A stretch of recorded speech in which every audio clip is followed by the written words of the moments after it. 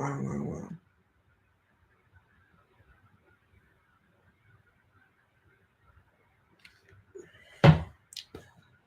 Oh,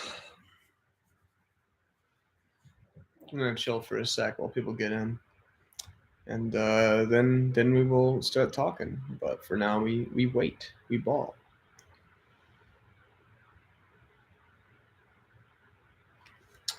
Oh, it's been a year, uh, a wild year for sure. Um, I don't know where to begin. I felt like I'm not always the most sentimental person, and so I figured I would do an end of year, beginning of year stream and just say hello, talk about things, plans, kind of go over what happened this year. Thank you. I also love the sweater. Um, Holy shit! Like 2024, man. We'll start from the beginning. We'll just talk through it all, feel it out, uh, you know, whatever. Just kind of get a grip on what the fuck happened. Um, Live stream on YouTube, y'all.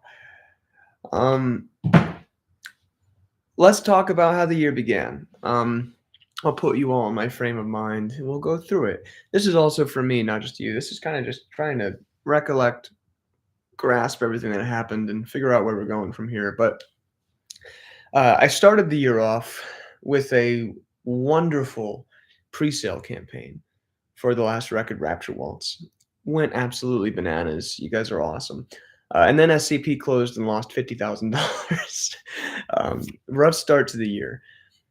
But in true uh, man-child fashion, we got through it.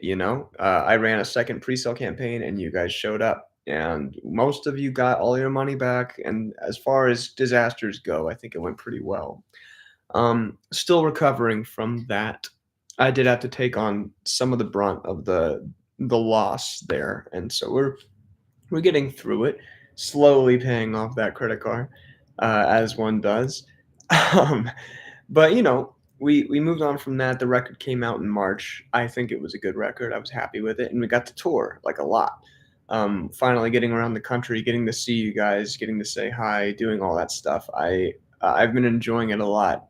Being able to see different parts of the country and being able to meet new people in all these cities. I don't even know what my favorite is. Um, what my favorite city is. I used to think maybe it was New York or LA, but like God, there's so many great places. And somebody asked me recently, um, I think Bowie said this. They quoted this. The first 6 weeks of tour they are exciting, and then after that, it's all the same. And in some ways, that is true. Once you've been to a city like 2 or 3 times, especially when you're touring, you've pretty much seen it. You don't get a chance to go out and do a bunch of stuff and have a great time. You're pretty much just hotel to hotel, green room to green room. However, I have been um, very happy to find that the thing that changes and that keeps it exciting is the people and getting to have these conversations and meet you guys and talk and do stuff. It's always about the people. That's always what it is. And I think that goes for everything, like with the whole music industry or not, like whether it's the industry or the personal part of it or whatever. I think it's always about the people, and remembering that is really important. So anyway, moving forward, toured all the way through March, April, and May, did all that stuff. Um, and then had a very slow summer. No festivals, no any of that, um, and worked largely on the next singles and the next record and getting things figured out for where to go from there. Um, and had a really nice fall tour, um, all that stuff. And then of course November we got to play with the Dresden Dolls. We opened for my favorite band, the Dresden Dolls, which still feels like something that didn't actually happen, but it did, and I think that's pretty cool. It actually happened. We got up on that stage and we played for like 3,800 people. That was a real life thing that happened. That really actually happened, and I think that's cool. Um, you know, our numbers went down. I lost like 40% of our streams. This is true. for whatever the reason may be, whether people are using Spotify less or whether we lost some playlists when I switched my discography to a new distributor, blah, blah, blah, blah, blah, blah, whatever. I opened for my favorite band. Fuck all of it. Like, I am feeling like this is going well, and that makes me happy to do something like that. Like, aside from the online stuff, aside from the internet, in real life, we got to do that. And in real life, I get to meet you guys and go on tour and all this stuff, and it feels like a good thing. Stretching outside of what I'm used to and only existing online and actually being something in real life, which is where I feel like I personally thrive. Never wanted to be an online band or a YouTube band. That was never the goal, and now I'm kind of getting out of that, which makes me happy. Um, but there are a lot of people who've switched away from Spotify. This is true, but it doesn't matter. We're growing, and then, of course, I proposed and I got married because fuck yeah, my wife's awesome. And I had to lock that shit down because, things are weird. And I think it's good to have a person to rely on and to be able to go through this crazy shit with. I'm medicated now and I've figured out some of my stuff. And I am also a relatively reliable person to have around. Um, and so it's symbiotic now. I don't feel like a crazy, mentally unstable weight just hanging around trying my best. It's a solid place to be. Um, so I'm happy about that. And then, end of year, had New Year's, did all this stuff. Um, Now this year, whew, this year, I have filmed two music videos out of the three that I want. Very DIY, but I'm happy with them personally. It was fun, and I've got a lot of music coming up. As some of you may know, we have 8 singles scheduled for this year, starting in March, and then in the early 2026, we will be doing the 3 singles for the album, which will be completely different, and the record will have songs that none of the other 2025 singles, none of those are on it. So a bunch of new songs. Now my goal here, and I'm going to be super open about this throughout the year. I require your help, as always. It's things I can't do without you guys, but I want to record a really great record. And like I said before, the SCP merch fiasco has drained me. And tour is going well, don't get me wrong. We are more than breaking even. I've got enough to keep doing this and to live and pay my bills, and I am surviving with you guys. But it's not enough for me to make the record that I want. I don't have enough up front. And so this time, it's not something I've done before, but something I want to do. I'm going to do a pre-sale campaign for this record, and I'm going to wait to record the album until after the pre-sale. Now, the benefit of this is that I will have access to funding to make just the most badass record. I want to make something really cool. I want to have the tools to do all these things that I want to do with it, and I want to have the funding to tour the fuck out of it. And, you guys don't need to know that much about like press and marketing and all that stuff, but the bottom line of it is if you've got the funding for press and marketing, you've got the ability to push tickets. If you've got the ability to push tickets, you've got the ability to sell out venues. If you've got the ability to sell out venues, you've got the ability to get into bigger venues. And I think all of us agree how cool would it be to get this into a proper big fucking venue tour? I'm talking 300-400 caps all the way through. I love playing small shows, but there is a level of production that I am dying to show you. And once we get to those big venues, I'm talking bigger bands. Like, I want to bring more people. I love this trio. I love performing that way, but I want to rip people's fucking heads off with that horn section. So anyway, the pre-sale will allow us to do that. I'd like to go back to Sonic Ranch or at least somewhere of that caliber. Now, I saw a question, will the singles ever be compiled onto a CD? Yes, they will, but only for a certain tier of that pre-sale campaign. There will be a limited run, and it will never exist again. There will never be a compilation on Spotify. It won't happen. And there are a lot of other really cool things that'll come out with that pre-sale, but that is one of them. You will get a CD one of a kind, one limited run. Um, you'll get that along with a bunch of other cool stuff. I've got like screen printed posters of the artwork. The top tier has something called the, if I'm not mistaken, the Bastard Pass, which is basically you'll get a laminate with your picture on it, drawn by Shelby Criswell. And that laminate is good for 3 tickets to any single one of the album release tour shows. So you and 2 of your friends can go to any one of those shows for free, specifically on the album release tour. Um, now, vinyl sales of older records, I can't. I'm gonna be honest with you. I can't afford it. I can't get the vinyl. Um, I can't. Now, of course, we keep growing this thing. That'll be something that I can do. But as of right now, I straight up can't afford it. The only way that I could would be to do a pre-sale campaign on my website for it. Um, and that's theoretically possible. I could do it. You guys would have to wait like 3 months because it does take a long time to make vinyl. But I could do an online sale.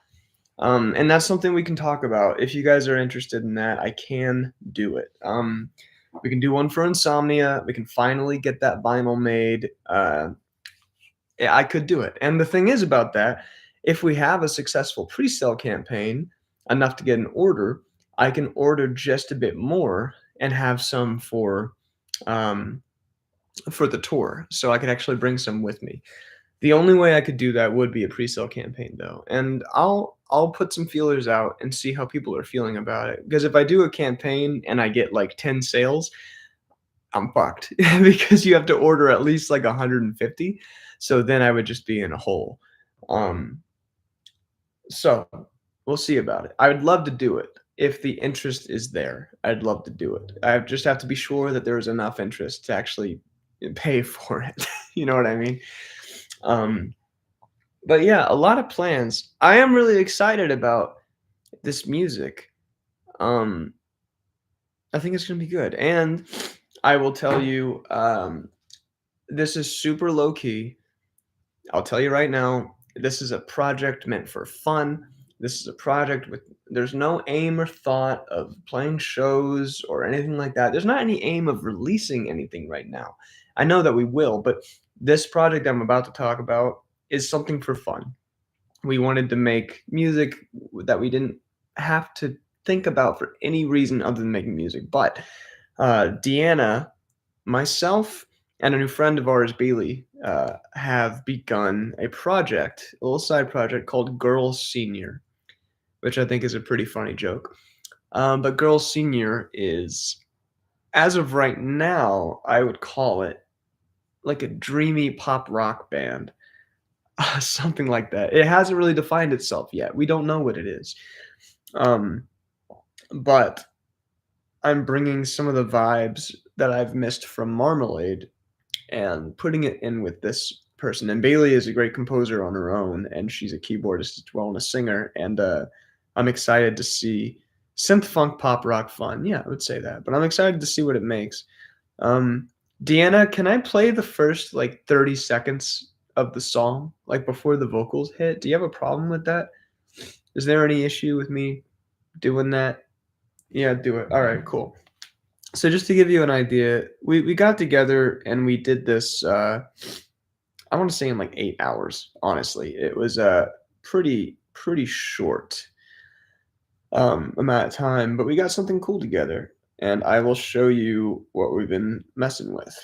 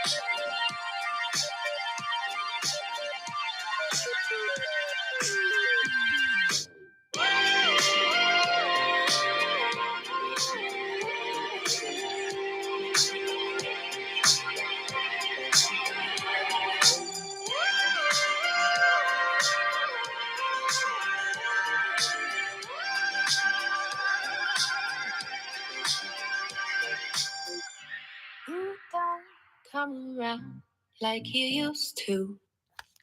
We'll mess with it. But I'm excited to just make some fun stuff. Um, so there's a lot going on.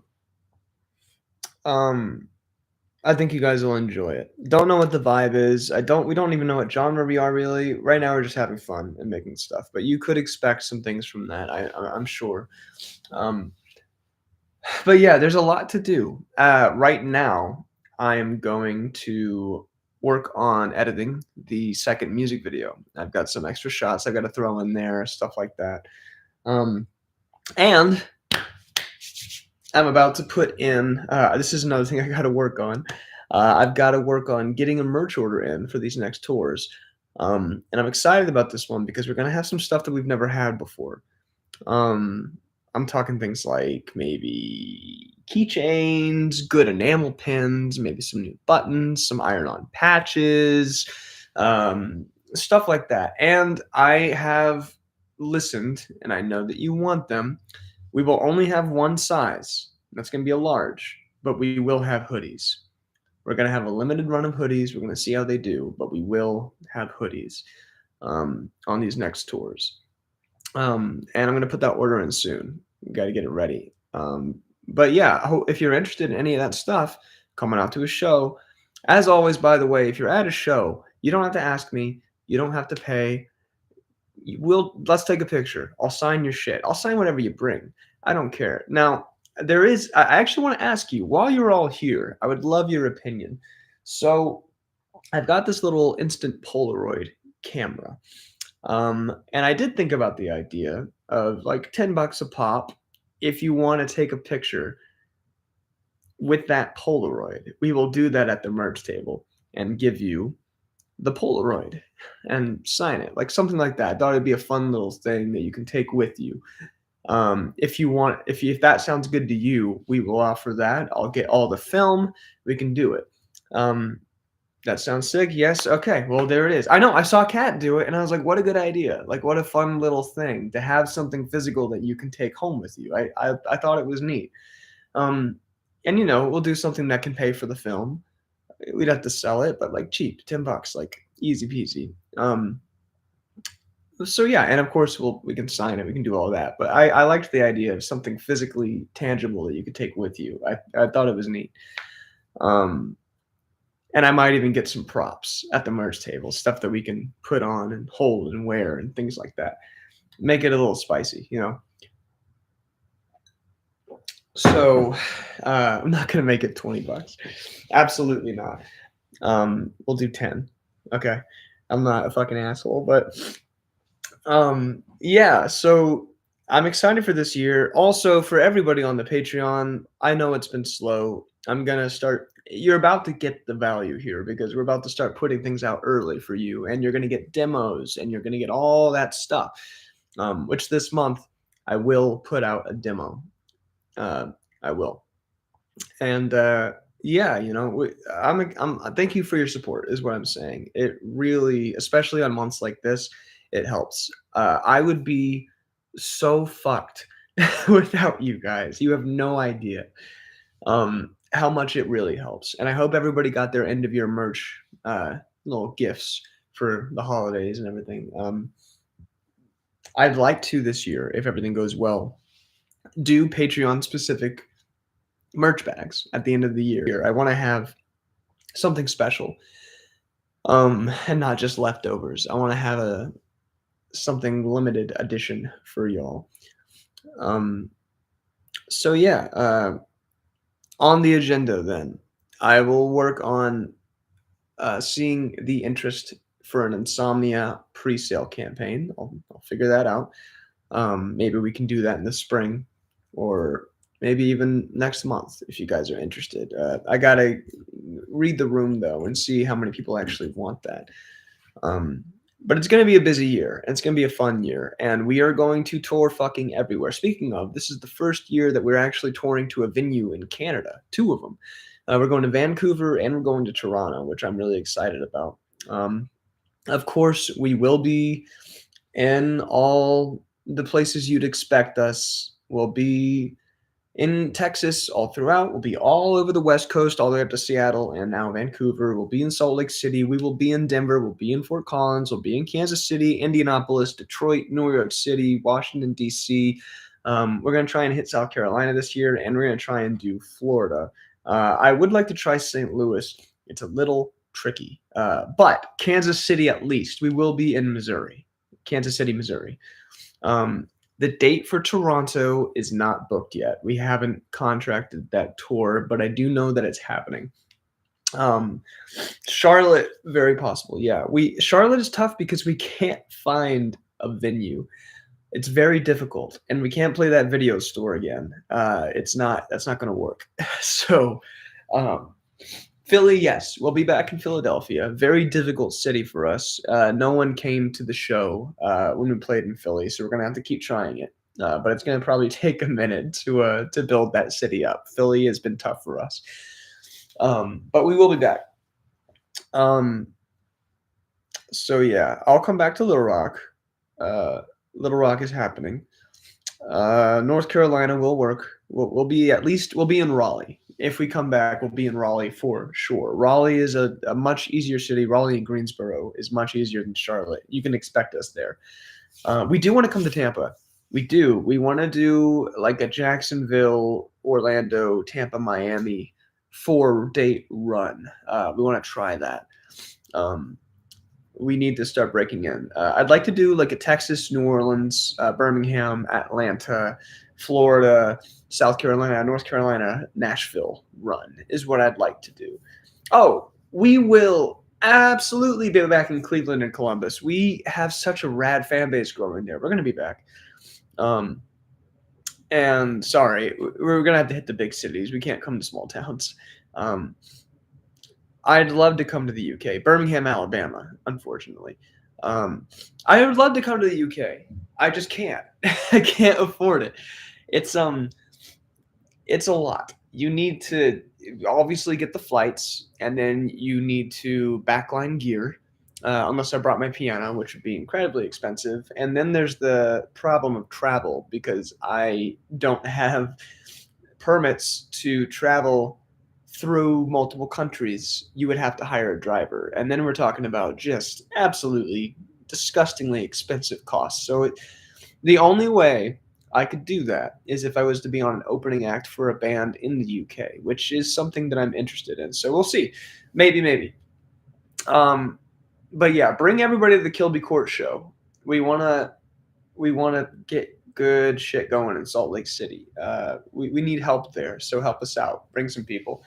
It takes a long time to build up fan bases in each individual city. It takes years. So the only way to do it is to bring your friends. And when they come, they bring their friends. That's the only way that this happens. You bring your friends. So I'm telling you, be annoying with it. Tell your friends, like, you got to see the show. It's going to be fun.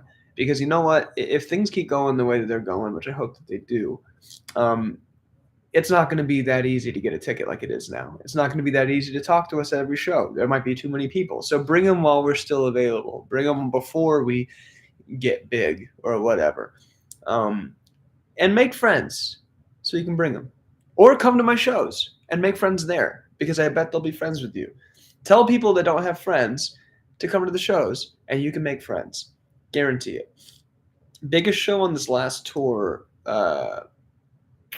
well, other than Dresden Dolls, obviously, I think it was, I think it might have been Cleveland.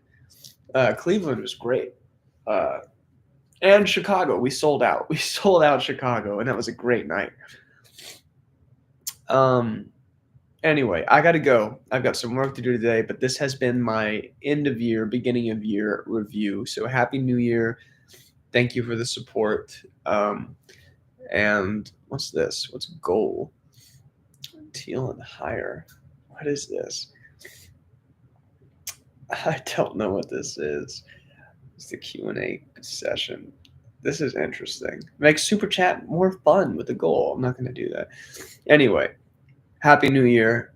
I hope you all have a great one, and I'll see you on tour. Goodbye.